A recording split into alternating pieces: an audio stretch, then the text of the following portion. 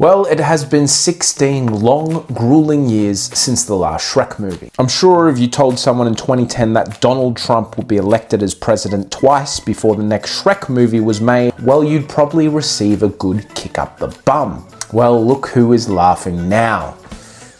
Nobody. Nobody is laughing.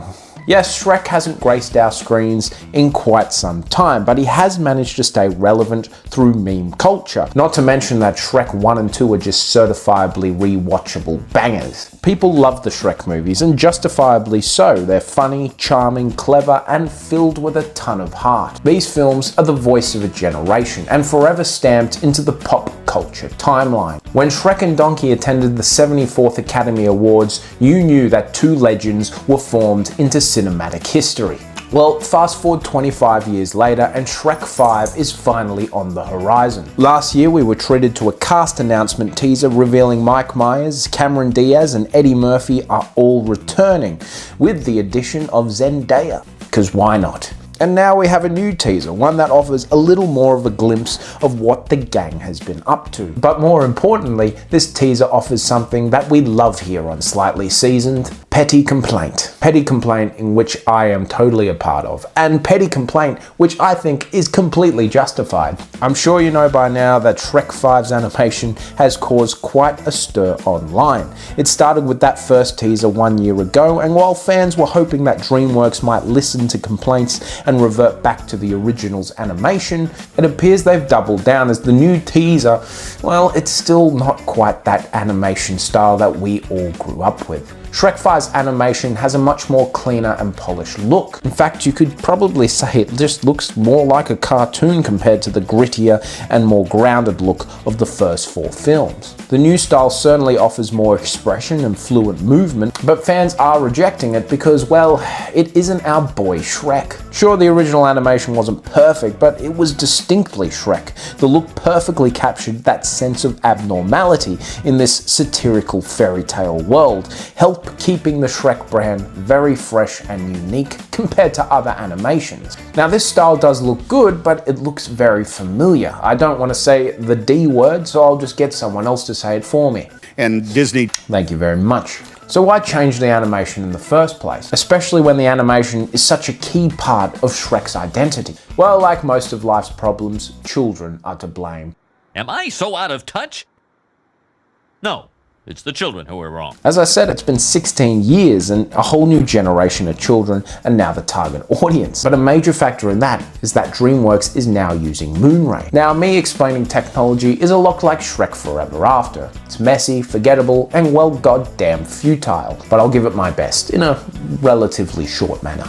Moonray is a rendering engine first used in How to Train Your Dragon: The Hidden World. This lines up with modern DreamWorks films. Moonray enables more physically accurate lighting, smoother textures, and refined character features. And it just makes the rendering process much faster than traditional renderers, as it balances the workload. So there you go, a classic case of selling your soul to the devil. Or Rumpelstiltskin, or John Lithgow. Does anyone else think that Rumpelstiltskin looks like John Lithgow? I mean, come on. Anyway, that's not important. DreamWorks. I do understand their perspective, but perhaps they didn't realize how important this style is to Shrek. Now, we can all sit here and claim Shrek 5 is going to be a nasty piece of poo. Pull yourself together, it's only a bit of poo. But what if everything else works? The humor, the story, the characters, if all that checks out, well, does it really matter that the animation is different? Well, knowing the internet as I do, probably, yeah. But it shouldn't. Look, I want to kick those kids to the floor as much as the next guy, and I probably will. But the fact is, as much as we think we like to own Shrek,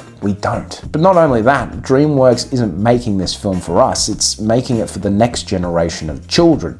I'm sure DreamWorks will happily take our money. I mean, what are evil corporations for? But at the end of the day, Shrek is a kid's movie, and well, the target audience is children. Now, not everyone is concerned with the animation. They very much understand DreamWorks' perspective. 16 years is a long time, and to a lot of people, the animation did need an upgrade. I mean, I'll respect people who are just gonna judge this movie on the story and the writing and the humor. That's fair. One argument in the defense of this animation, though, that I've seen a lot is Puss in Boots: The Last Wish.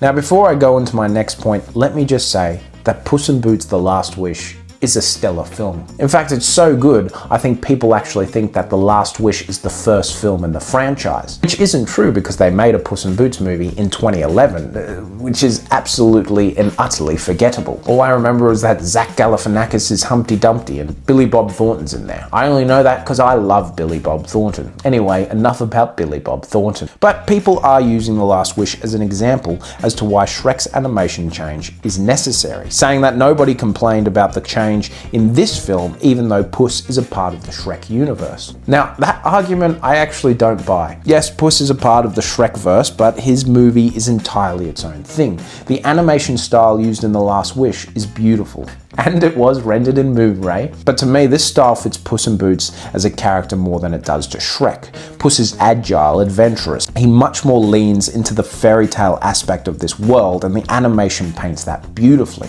Shrek's a little more satirical, it's making fun of fairy tales. Puss in Boots does that a little bit, yeah, but ultimately I think he embraces the fairy tale. Now, I don't think the old animation looks shit or ugly, but it does look unnatural, and I think that really helps poke fun at fairy tales. Also, the first Puss in Boots movie did have the same animation style as the first 4 Shreks, and as I mentioned, nobody remembers that movie. Now, the reason the first Puss in Boots movie didn't quite work wasn't just because it copied the animation of Shrek. There were a number of reasons, and I'm also not suggesting that the only reason The Last Wish worked was because of its stellar animation. But I think that style certainly added a unique feel and freshness to this character that was venturing into a new franchise. And it's also just a great way to distinguish the two franchises. You don't want Puss in Boots to rely on Shrek, and you don't want Shrek to rely on Puss in Boots. So animation aside, Shrek 5 can 100% work. The story and humor and writing will all determine that. But changing the animation is losing a piece of the old Shrek. And when you call it Shrek 5, well, that kind of groups it with the first 4, and it definitely invites the criticism. But are people overreacting? Well, of course they are. The internet is full of overreactors and rage baiters. It's apparently what keeps the system going, for reasons I can't fucking comprehend. But as I said before, I think people are justified in their complaints. Within reason. I mean, be respectful, boys and girls. There's a lot of people online kind of saying, who cares, it's just animation, it still looks good.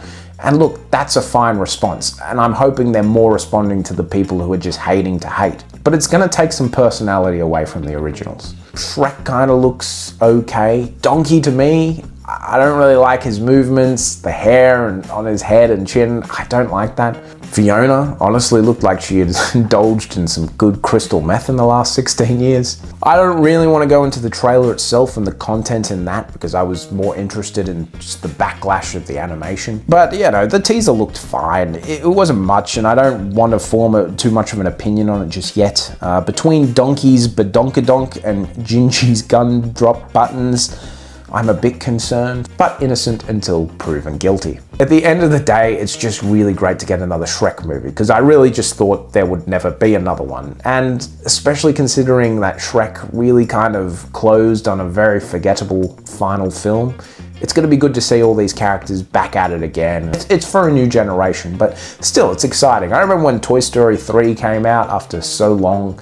That was just a great moment. And obviously, they stuck to their animation, so yeah. I'll be there day one, as I said, pushing kids left and right, maybe punching one or two as well. We'll see. What did you think? Did you like the animation? Were you a critic of the animation? Or did you just not give a flying fuck? I just let things get to me, obviously. Thank you for letting me season you slightly once more.